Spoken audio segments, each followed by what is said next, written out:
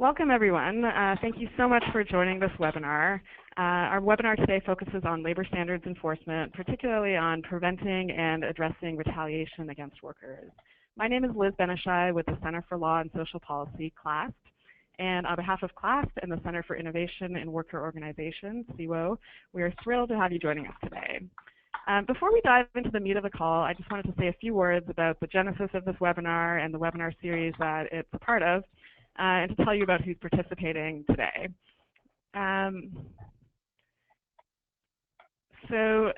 This joint effort from CLASP and CIWO brings together each of our efforts to support, advise, and bring together government agencies responsible for labor standards enforcement, as well as advocates working in the field. Many participants on today's webinar have joined CLASP for calls, webinars, and convenings focusing specifically on the enforcement of paid sick days laws, of which there are now more than 40 at the state and local level in the United States. And many participants have worked with my colleague Janice Fine of Rutgers and CIWO. Janice's research and presentations on wage and hour enforcement have helped to inform strategy and operations for many agencies around the country. So we're really excited to come together to welcome folks who are working on enforcing both sick days and other wage and hour laws, and to think through the best practices and strategies for doing so. Our goal is to create spaces for the sharing of best practices and strategies between agencies, and we know many of you are already doing this. You're connected and learning from one another, and we hope that our webinars and future meetings will present additional opportunities to enlarge your networks and continue to establish a community of practice. At the end of the webinar and in future correspondence, we'll be letting you know about upcoming webinars and opportunities, and we're happy to connect with you one-on-one at any time. So we're very excited about the response we got to the invitation we sent out for this webinar, and you should see on your slide now. Hopefully that's coming through. You should see a list of all the folks who have registered for the call. So we have nearly 40 jurisdictions signed up, along with advocates and researchers from 12 organizations, 18 cities and counties, 17 states, and 3 Canadian provinces signed up. So we're really excited to hear all of your questions and ideas as we move forward with the webinar. Speaking of questions, it'll be very easy to ask questions. You should see on your control panel that there is a field for questions. You can expand that and enter your question at any moment when something occurs to you. You don't have to wait for the designated question period. When you answer your question, we'll take note of it and pass it on as we can. If we don't get to your question during the webinar, we will go ahead and answer you after the webinar is over. We'll definitely follow up with you. So now I want to turn it over to Janice Fine to say a few words about our topic today and to introduce our panelists. Janice? Thanks, Liz. Thank you, Liz. Good afternoon, everybody. We at the Rutgers Center for Innovation and Worker Organization are so excited to be partnering with CLASP to create this virtual community of learning and practice among state and local enforcement agencies and organizations that are working to enforce labor standards. The issue of retaliation is hugely important. It's one of the greatest challenges labor standards enforcement agencies are facing. Protecting workers who file complaints from retaliation by their employers and how to respond when such retaliation occurs. For many workers, fear of retaliation, including job loss and immigration status-related threats, is among the greatest factors preventing them from coming forward to report violations. On this webinar, we are very excited to have Terry Gerstein and Jesse Hahn. I want to tell you a little bit about them. They are experts in this area and are going to share their strategies to prevent and address retaliation threats. Since 2011, Terry Gerstein has been the Labor Bureau Chief in the New York State Attorney General's Office.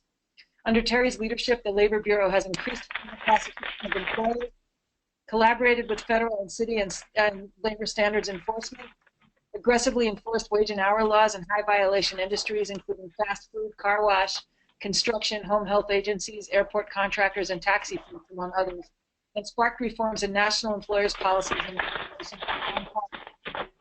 payment of wages by payroll cards. From 2007 to 2011, Terry was the Deputy Commissioner in the New York State Department of Labor, where she oversaw the Division of Labor Standards, which enforces wage and hour laws, and spearheaded the creation of the Bureau of Immigrant Workers' Rights. Going on to Jessie Hahn, she's a labor and employment policy attorney in Washington, D.C. Jessie engages in legislative and administrative advocacy focused on protecting and expanding the rights of low-wage immigrant workers.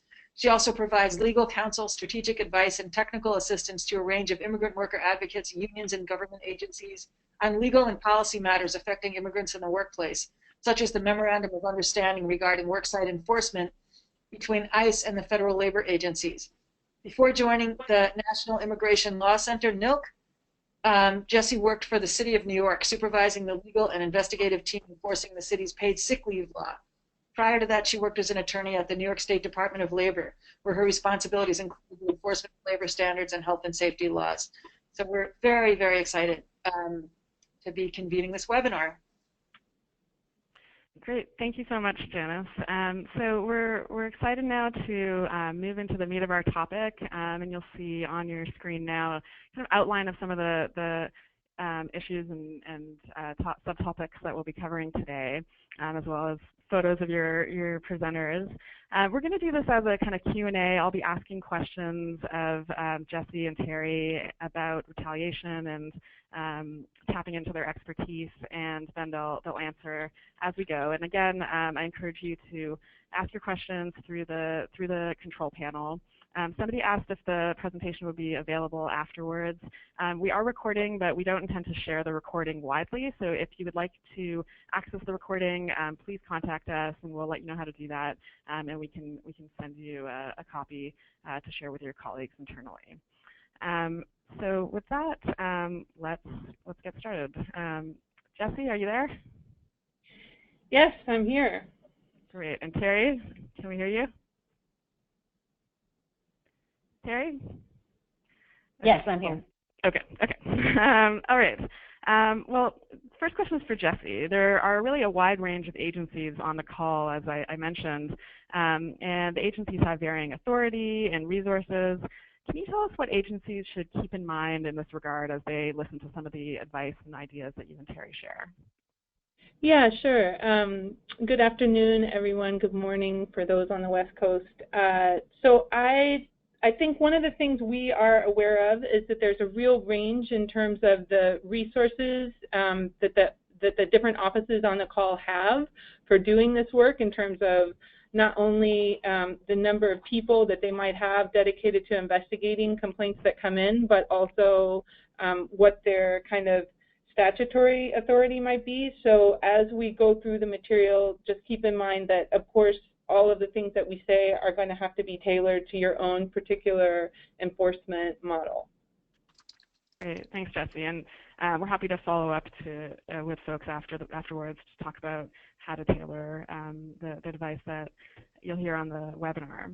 Jessie, can you tell us briefly what you mean when you say retaliation? So what actually counts as retaliation?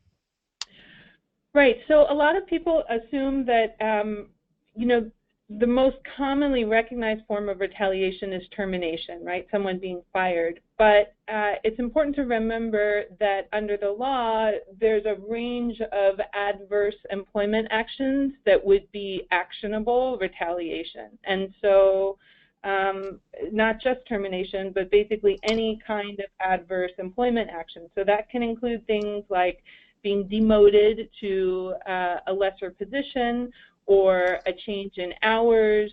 One of the things I think is you should definitely follow the pay if the action that the worker is complaining of reduces their pay in some way.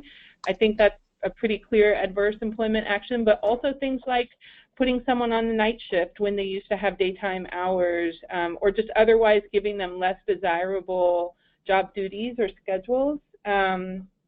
It's going to depend somewhat on the language of your statute if you're limited in terms of how you can interpret this.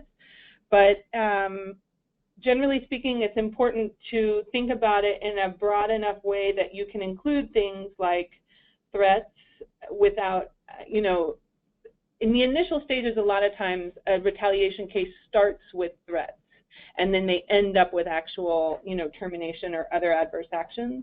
But also look at, would you be able to cover if the employer takes some kind of action against a worker's family member? Would you be able to cover a worker who's adversely impacted by, for example, the spouse of his or her employer? So is it only the employer who your statute covers, like to a person, or is it any person, for example? And then one important thing also to keep in mind is that there is a good body of case law kind of explaining that immigration-related threats are to be considered adverse employment actions. So to the extent that an employer is trying to allege to you that this is only immigration and it's not job-related, there's some good case law out there to kind of challenge that argument. Thanks, Jessie. So obviously we think retaliation is very important. It's our first webinar of the year, but Terry, can you say a little bit about why labor standards enforcement officials and all of us should be concerned about retaliation, why it's so important? Sure. So retaliation is so important to combat because of the chilling effect that it has on other workers. If a worker in a workplace complains about violations and then immediately or shortly thereafter gets fired or retaliated against in some way, that of course sends a strong message to all of the other workers that they better not speak up, they better not report violations, or the same thing will happen to them. And it of course has reverberations beyond just the workplace, because people within a neighborhood or community also learn about this kind of cause and effect. And so it's really, really important to be able to combat retaliation, because the ability of workers to report violations really underlies all of the other legal protections. And I think the way you have to think about it is just retaliating against workers in a way is a form of obstruction of justice. It's an attempt to silence people who are witnesses in a legal investigation of some kind. And I think that it also has a ripple effect beyond the workplace only, because it sort of like teaches people, you know, if you don't speak up, if you speak up, there's going to be, you know, bad consequences. So I think this is why it is so critical to just nip it in the bud and take action right away, because it really is irreparable if someone is retaliated against and then there's no consequences for it. Thanks, Terry. So obviously we're at a particular historical moment. Jessie, can you say something about why now in particular, you know, it might be an important time to think about how to prevent and address retaliation, given our current context?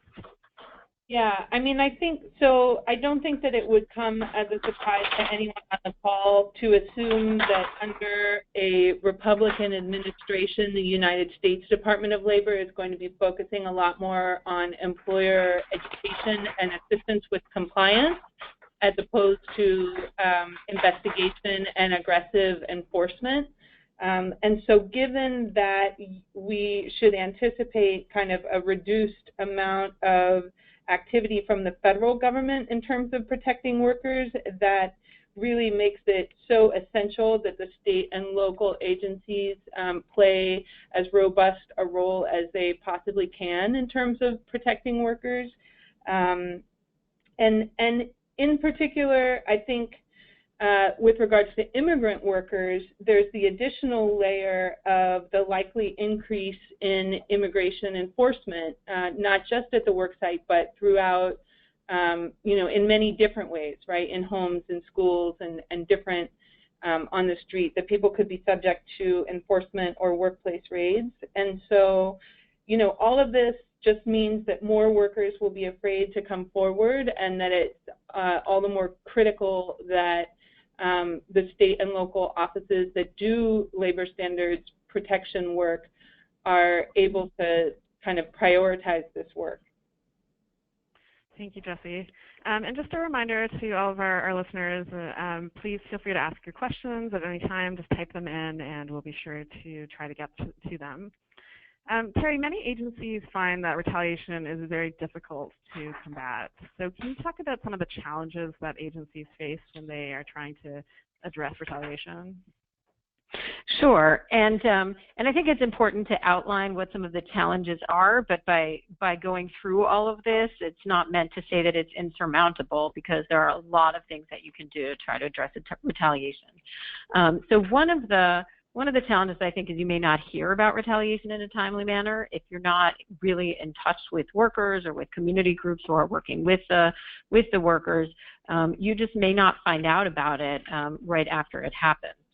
If you do find out about it, you know, as an enforcement agency, obviously, one of the next steps is to talk to or get in contact with the employer about the retaliation. And one thing that makes it hard is that you have to prove the retaliatory motive, and generally, the employer almost always will have some kind of stated reason for the termination or the other retaliation. And so, you know, investigators can sometimes get, you know, that can sometimes set people back, and they feel like, well, you know, the employer said it was for X reason. And so it can be challenging to prove that that stated reason is a pretext. But it's important to dig in and to figure out, you know, how do you prove how do you assess whether that is or is not really the true reason? I think for investigators also, it can feel like a distraction from the regular casework, like they're trying to resolve the underlying case, and then there's the retaliation allegation, and addressing the retaliation doesn't move the ball forward toward resolving the underlying case, and in fact can slow things down. I think also it's important to think about metrics, because a lot of agencies look at metrics in terms of the amount of money collected for workers, for example. But if you get a worker reinstated and no penalty, no damages, no back pay, but you get immediate reinstatement, that is a fantastic result. But that's not the kind of thing that's typically measured. So that's another challenge, I think, for addressing retaliation. I think Jesse also has a couple of other points on this topic.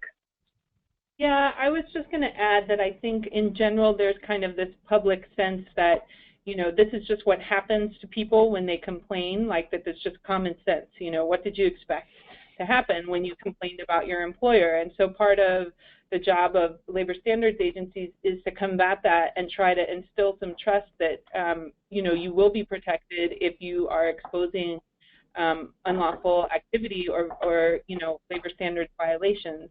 And then even more challenging, I think, obviously for immigrant workers, because you might have to be dealing with people who are arguing that, for example, immigrant workers don't have remedies in this case, you know, or that the employer is going to call ICE if you try to pursue the case.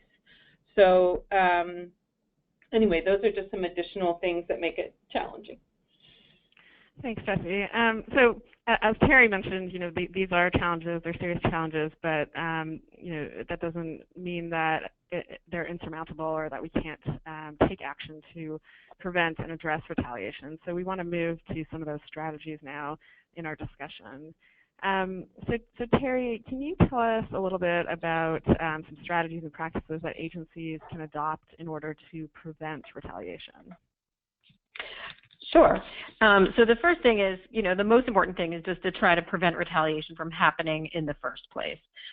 So one step that's very important is keeping workers' names confidential as long as you possibly can in the process, because if the employer doesn't know who it is that's complained, the employer isn't able to identify someone to retaliate against. So how do you do this?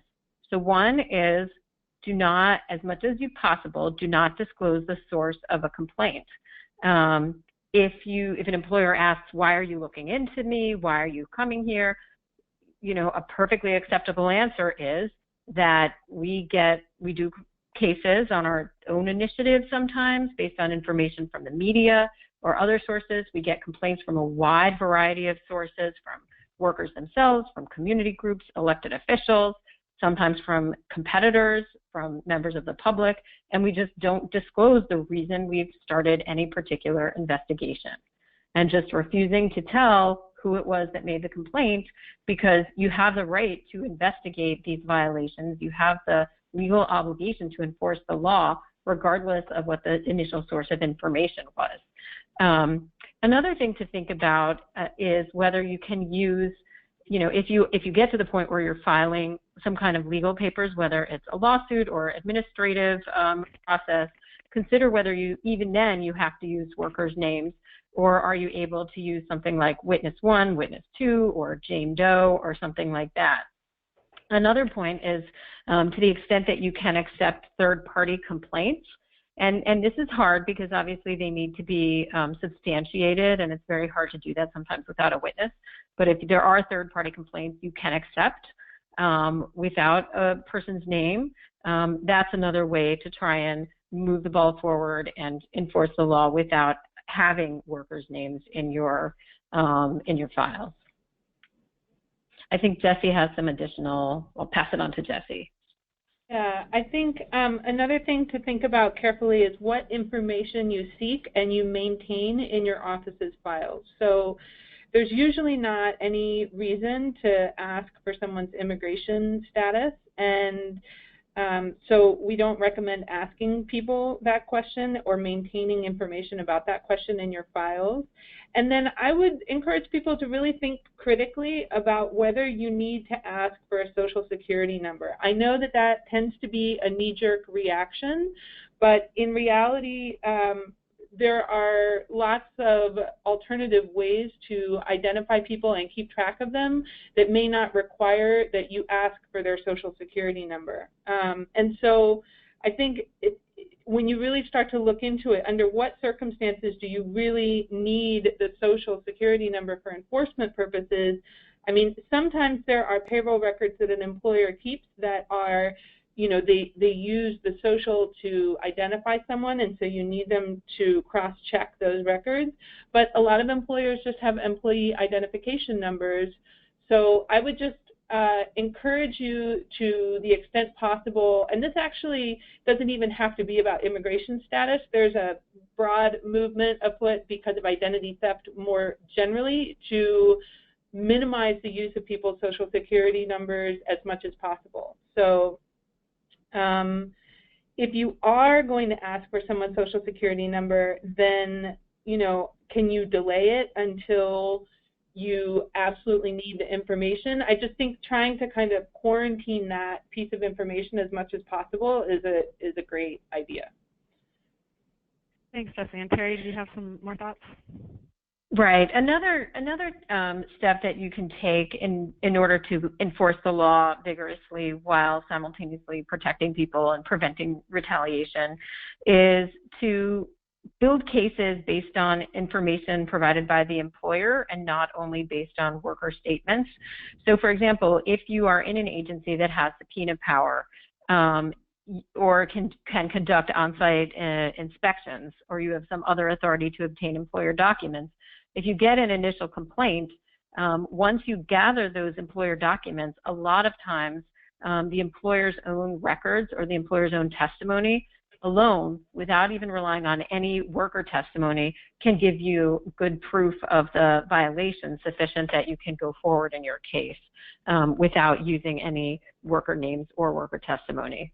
Jesse?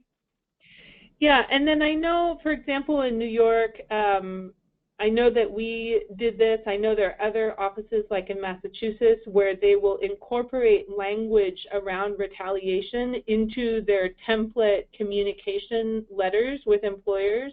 So, for example, from the very beginning of the case, when you issue any kind of demand letter or notice of investigation, you can tell the employer in writing at that moment that retaliation is unlawful, that, you know, discharging or in any other way penalizing an employee because she or he has made a complaint about their rights under the laws that you enforce or has participated in this investigation is unlawful. And then, you know, you can include information in there saying this may subject you to sanctions, you know, essentially being proactive like this and using tough language, we believe really does help prevent retaliation in some instances.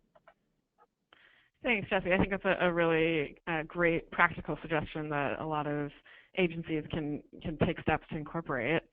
The next question is about proactive approaches to enforcement, and this is a topic that we will hopefully return to in a future webinar to talk about more broadly how agencies can be more proactive instead of focusing on a complaint-based approach. But how is proactive enforcement useful when it comes to avoiding retaliation, and what are some specific proactive strategies that agencies can pursue? Terry? So in terms of how it helps avoiding retaliation, I think that if you have a history of doing proactive enforcement, again, it creates a situation where employers will realize that you're not acting only on employee complaints, and they'll have a harder time figuring out who it is that they would even want to retaliate against. Also, bringing cases proactively, there are ways to do it, and again, that's a topic for a later webinar, but just to give people some ideas, if you want to identify some targets for proactive enforcement, you can look at data that's available, either government data that's publicly available, information from reports from think tanks like the National Employment Law Project and others who've put out many reports over the years about what industries are problematic. There's also websites like Glassdoor.com, which is a kind of a Yelp for employees to write about their employers. And when I was at the New York State Attorney General's office, there was at least one initiative that we did or investigation we did where we, looked up with certain keywords on Glassdoor.com to identify companies that were engaging in certain practices. So I think there are a lot of ways to try and build cases, again, without relying solely on worker complaints. Another point as well about proactive or sort of broader enforcement is that to the extent you do go on site and conduct investigations, when I was at the New York State Department of Labor, the investigators were always very careful to try to interview every single worker at a workplace because that made it harder for the employer to target any one particular person as the source of information if essentially the entire workforce had been interviewed. Thanks, Terry. I want to pause now to answer some of the great questions that we've already received. And I'll start with a comment, which is to say, building on something that Jesse mentioned about a way to prevent retaliation. One of our agency leaders notes that in their agency, when they receive a complaint, they immediately call the employer and advise them that the law prohibits retaliation. So and that they'll be monitoring their activities related to all workers. So along the same kind of lines as including that in your correspondence with a payroll request or other records request, you can pick up the phone and issue that advice to the employer very clearly. One of a couple questions that we got go back to what counts as retaliation. So one question we received is about ways that employers retaliate against already terminated employees. And the person who asked the question also asks, have other jurisdictions ever found that writing a negative employment letter about a terminated employee, so the employer writes that the employee was the worst employee ever for reasons X, Y, and Z, and having other workers sign on to that letter, even could that count as an act of retaliation, even post-termination? So, Jesse or Terry? I'm happy to start on that one. So I think the first point, the most important point, is that it is in the interest of strong enforcement to take as broad a definition of retaliation as possible. If we really think that people are doing this, that employers are doing this in order to punish someone for complaining about violations, as is their legal right, to the extent that any statutory definition permits it, we all of us, and rule of law really requires taking as broad a definition as possible. That said, we are working with statutes, and it's important to look at what does your statute say, how does it define retaliation, how does it define, is it any person or is it the employer? We actually had a case once where an employer's son went and literally punched the new employer of an employee who had reported violations. It's like a bizarre fact pattern, but our statute said that no person shall retaliate, not just no employer. But even if it said employer, is there a way to argue that the son is an agent of the employer? I think it's in all of our interests, to the extent that there's any ambiguity in the statutory definitions, to argue for the broadest possible definition of retaliation. So I think that if you can prove that the negative letter was retaliatory, then absolutely that should count as retaliation. But again, you just have to look and see how narrow or broad is your statutory language. Thanks, Terry. Another great question that we received, can you give an example of what a third party bringing a complaint would look like? Who would it be? Maybe an experience you've had where that's happened. So we've gotten complaints, in my experience in New York, we've gotten complaints from certainly sometimes from unions, from worker centers, from community organizations. And this, we've gotten not necessarily complaints, but case referrals, sometimes from a competitor, and also from sometimes from the news media. Some of we had a Spanish language communications press person who had good relationships with Univision and Telemundo, and so there were instances where they found out about situations. Generally, we did end up talking to the workers just to substantiate it and make us able to move forward. But there are a lot of different people out there, elected officials, who are in contact with low-wage workers and who might be able to get specific enough information from workers and pass it along. At the same time, you have to think about your agency's credibility, and you don't want to be taking any kind of investigative action based on a source, that doesn't seem credible and reliable and worth the expenditure of your own time and resources. Great, thanks. So thanks so much for those questions. Please keep your questions coming. And I also urge you, if you have an example of a way that you've addressed retaliation in your jurisdiction or have done some of the things that Terry and Jesse are talking about, please feel free to type in a comment. And if you're okay with me mentioning where you're located, which agency you're with, note that as well. We're eager to share your experiences and stories as well. So we talked about preventing retaliation, but obviously, sometimes it does happen, and we want to think through strategies for addressing it. So Terry, can you start us off with some of the basics when it comes to responding to retaliation? So I think the first most important point is that speed is very important. In my own experience, often we were able to get workers reinstated with a very quick, very firm phone call to the company's lawyer or to the company, just explaining to them that, you had this underlying investigation for wage and hour or whatever it was, and now you fired this person, so now you have a whole other legal problem, and we're going to, issue penalties, and we're going to do this and that, and sort of like spelling everything out, but just clearly saying, look, if you just reinstate the person, like on the retaliation issue, we're done. And this is a little bit of a judgment, has been a little bit of a judgment call on my part and the teams of people I've worked with, which is that the most important thing is really getting people reinstated as quickly as possible in terms of blunting that chilling effect.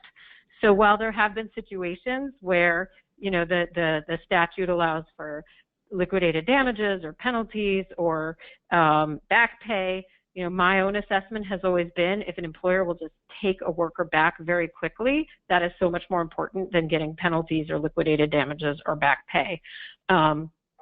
So that's I think my first point is just, because if you wait also, that worker may already be replaced, and then it's a lot harder for the employer just to take the person back.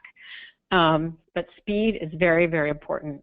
Another point is just, as I said before, that if you keep in touch, you need to find out that it's happened in order to address it. So just keeping in touch with workers and advocates during the course of the investigation is very valuable. A lot of times retaliation happens after key events in a case, like, if you have subpoena power, immediately after you issue the subpoena, something might happen. Or if you have a meeting where you tell the employer what your estimate is of back wages, and there's like a lot of money involved, that might be a moment where, suddenly retaliation happens. So being in touch with workers at those key chronological events throughout the case is something that's important. I think, as I alluded to before, that seeking an informal resolution when possible is good, rather than, if you're able to just get someone reinstated, that is much more valuable than filing a lawsuit or taking other formal measures. But if you're not able to do it, I think getting people back to work very quickly in any way that you can is important. Jesse? Yeah, and I just wanted to add, I mean, I think a lot of folks in the U.S. jurisdictions on the call will be aware that there is, with regards to immigration status and immigrant workers, specifically this case, Hoffman Plastic Compounds, which the Supreme Court ruled the National Labor Relations Board did not have the authority to reinstate a worker who had been found to have been retaliated against for protected union organizing activity. But I just want to caution you that that case does not then mean that, for example, any kind of informal resolution on behalf of someone who is undocumented is prohibited. That the case does not speak to that, and I think that especially to the extent that you don't have a statutory reason to be asking about someone's immigration status, there's definitely room to maneuver with regards to seeking relief for undocumented workers. I mean, that case has been held to the labor organizing and the National Labor Relations Act context. And so, I mean, of course, it's complicated, but essentially I think the best practice is don't ask about immigration status until someone raises it. And even in the event that you have an employer who comes back at you and says, well, I can't reinstate this person because they're undocumented, I think there is room for you to have a conversation with them to say, okay, if you actually are going to come into compliance with the labor laws now, you know, and you can demonstrate to me that you don't only want to comply with immigration law for selective purposes that are basically retaliatory, but also that you just want to, you know, get right with the law generally, then we can have this conversation. And a lot of times when they see that you are serious about this and that you take it as a labor violation that is very significant, then it becomes just not as easy for them to use the immigration status vulnerability against you in that way. Okay, so I'm going to also continue on to talk a little bit about how important it is to do training with your staff about retaliation. I know that you are all training your staff all the time on all different aspects of the laws that you're responsible for enforcing, but I think retaliation is complicated enough and is fact-specific and intensive enough that it kind of merits its own training. And I don't think that you need to make it too complicated, but I think the most important point is just that people understand that they should anticipate and expect in any normal retaliation investigation that the employer is going to give you what sounds like an appropriate reason for taking action against someone, and you do not want to have it as your default response to that you just take their reason at face value. Because in our society, many times, you know, that is just the regular kind of power dynamics playing out between the employer and the employee. And so if you show the employer that you are serious, that you're going to investigate it, that you're going to require proof, that you're going to require evidence to substantiate what they're saying, and that you're going to look, for example, for other cases with that employer that can kind of corroborate whether or not it's actually true. In other words, if they're saying, no, we fired her because she was always late, then it is totally reasonable for you to say, okay, let's see the time records of your other employees. Were there other employees who had a lateness problem that was just as significant, if not greater, that you did not terminate? And so then how am I supposed to believe you that this was the reason that this person was terminated if you are not being consistent across all of your employees? In other words, it's important to look back in time, and it's also important to look kind of horizontally at the other employees, right? So you compare current employees for whatever that reason is that they gave, and then you also look back at the individual employees' records. So maybe they had a lateness problem in 2014, and they're being fired now. You know, it's like all of these things, you want documentation, you want them to be able to substantiate what they're alleging. And then another important point is to look at who gets replaced, who is the replacement worker if someone's discharged. In other words, let's say that the employer is alleging that they wanted to fire someone because of their immigration status, and then they replace them with someone who they don't check that person's immigration authorization for employment, that's good evidence that that's a pretextual reason that they're giving you.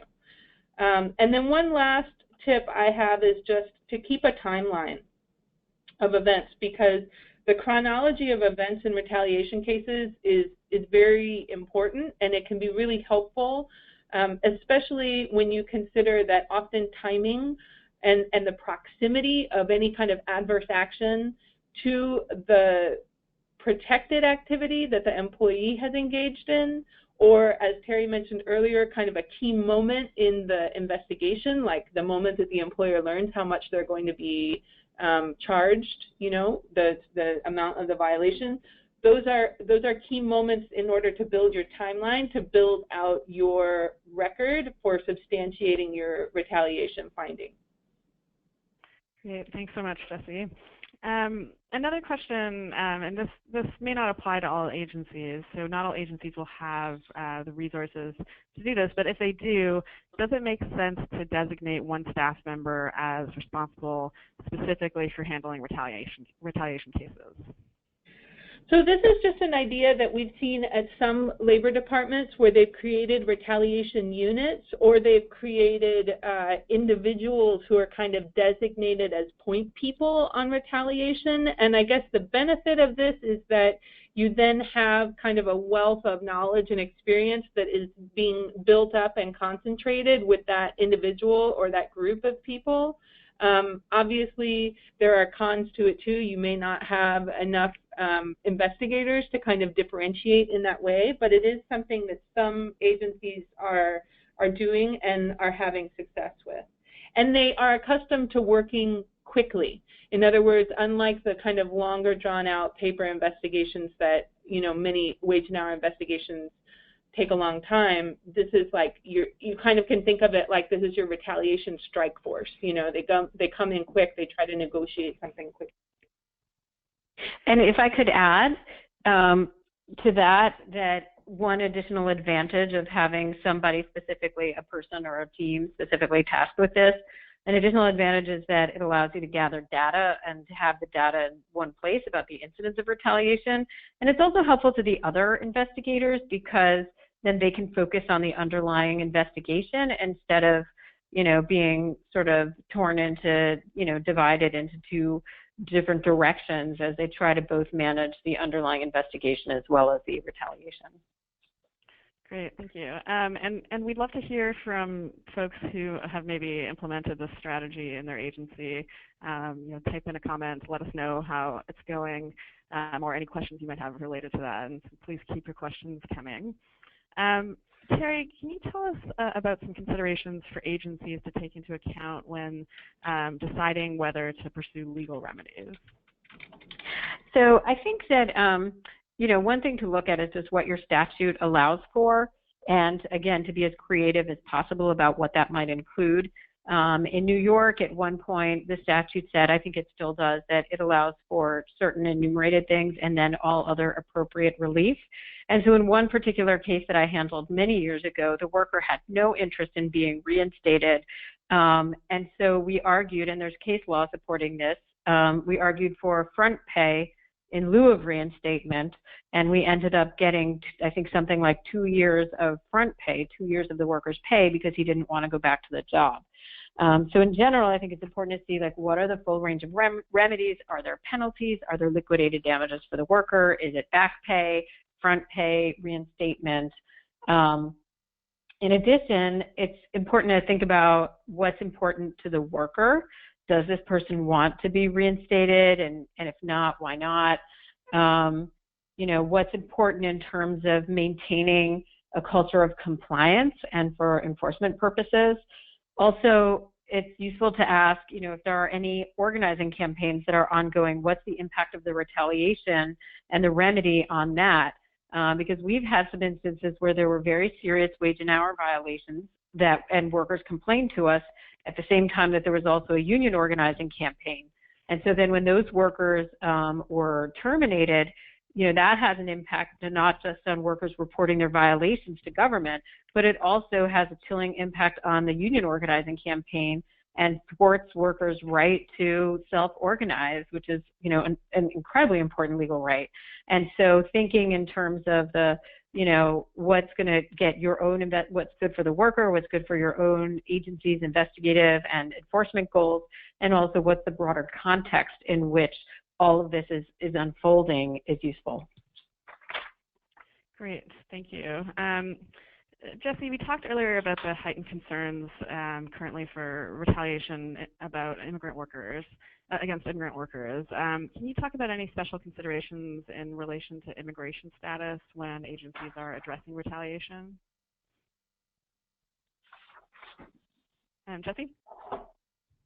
Yep, sorry. I think as we discussed before, obviously there's the question of the reinstatement, and I think the best practice there is just to delay the conversation about immigration status as much as possible, because barring a formal agency action, I don't think there's a need for the agency to know about a worker's immigration status. In other words, up until the moment that you actually issue a formal administrative order reinstating someone or, request that a court do so, you really are in a gray area that gives you flexibility to maneuver on that.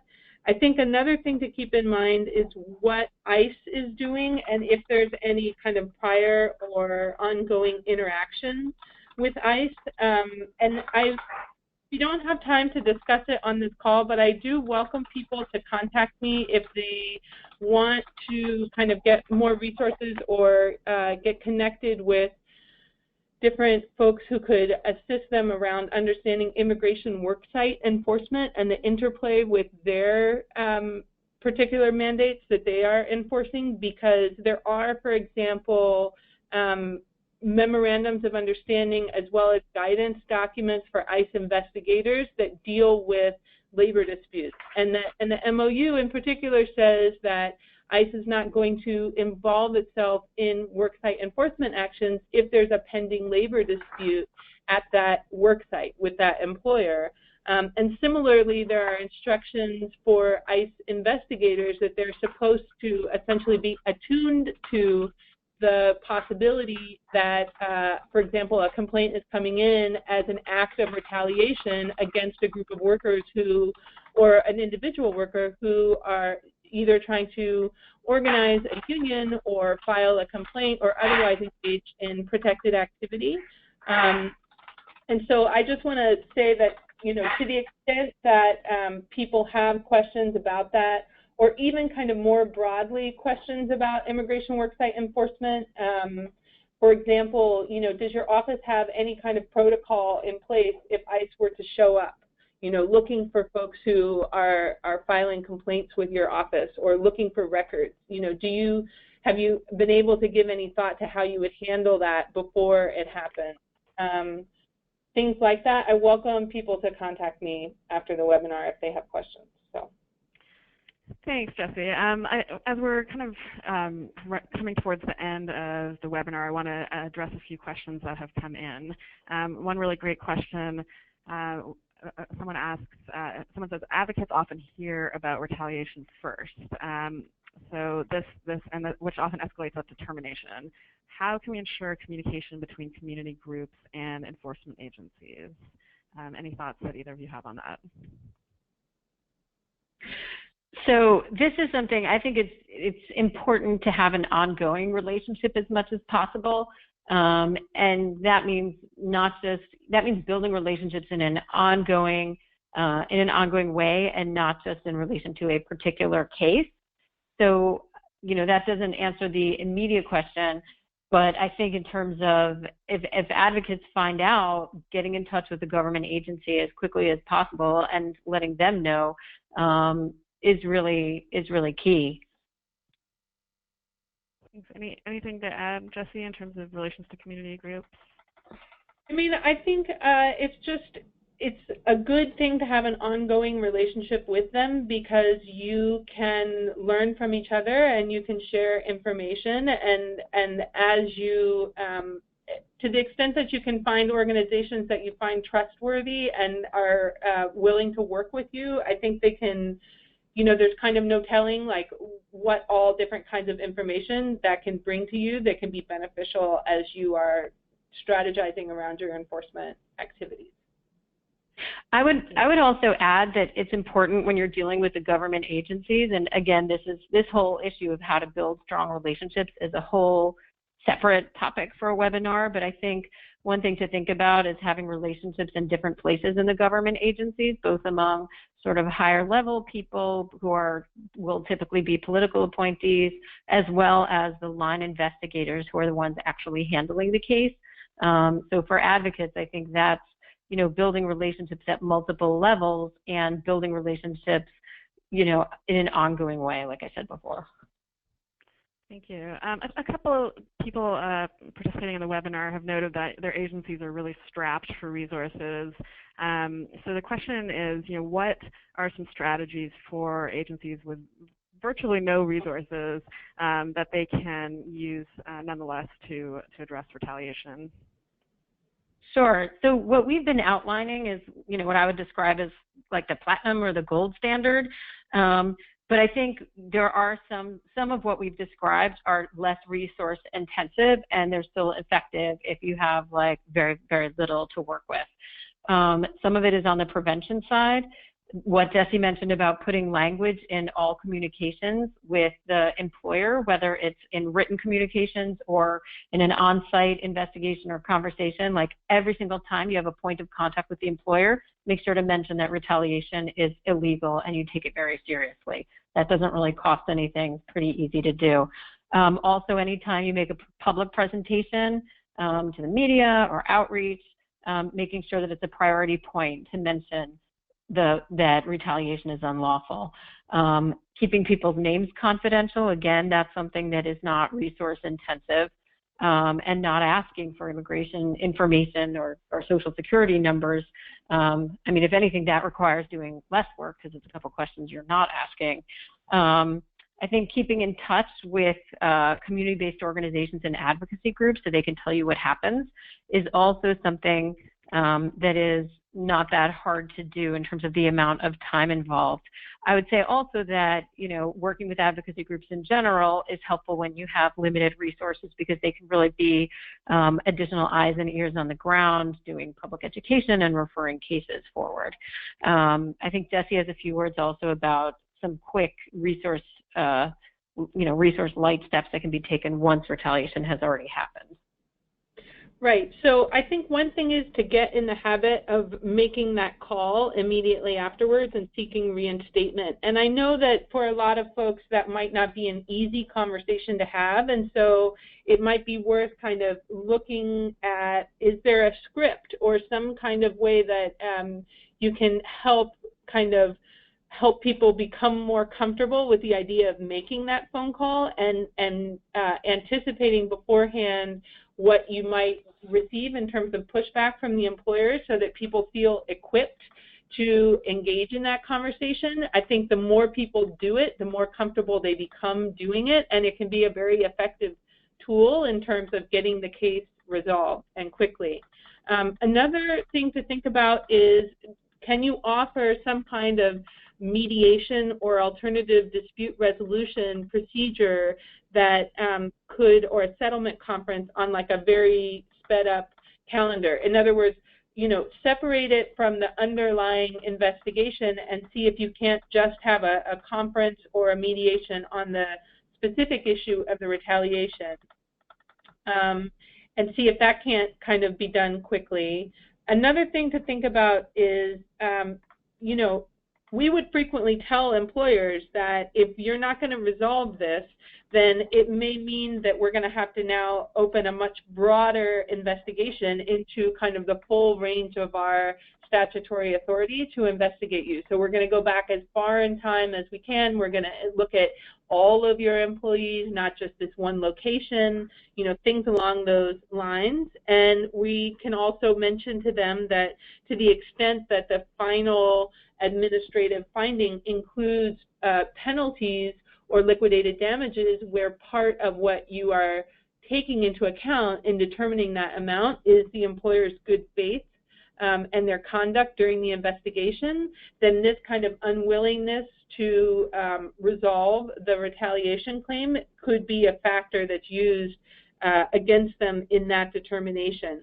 And then one last thing that's kind of like an investment in the short term, but long term could save you some time and energy, is working with a local prosecutor, whether it's your state attorney general's office or a city or county attorney, on like essentially if you get a case that has really good facts and your employer is unwilling to settle with you, consider litigating it so that you then have some good case law under your statute, because if you get a favorable resolution, then in the future, as you know, the years go forward, you can use that case, you can point to it when you're negotiating future retaliation resolutions to say, look, this is what can happen to you, why don't you just resolve this now? Thanks, Jessie. We are running out of time. I know there are several questions that we haven't managed to answer yet, and we really appreciate your questions, and we'll definitely follow up with you by email to give you some thoughts. So thank you to everyone for listening, and to those who have posed some really great questions today. And thank you so much to Janice and Terry for sharing their wisdom and insights with us today. Thank you guys for joining us. Sure, happy to be here.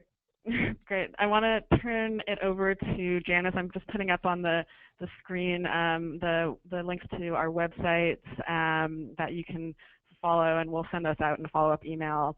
And Janice will close us out and talk about some upcoming events. Janice, I think I need to unmute Janice.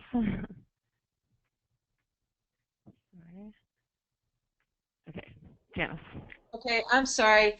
Hi, everyone. Thanks to Terry and Jessie. That was fantastic. And thanks, Liz. That was great moderation and great questions. Let me just say to everyone who's on the call how excited we are about having all of you, about the mix of state and local agencies. Back from you about this webinar and about future webinars, your suggestions. We know that webinars are a difficult medium, and we're open to more suggestions about how to improve them. The next two that we're planning are strategies for effective investigations on Monday, April 3rd, and negotiating settlements on Tuesday, June 6th. We're also looking into many other topics, including strategic enforcement. We're very interested in your questions and suggestions, so we would like to hear from you if you have topics you would really like us to take on. Thanks very much. Okay, thanks everyone. Please send any follow-up questions, and we will be in touch with those that we didn't get to. Have a great day, everyone. Thank you.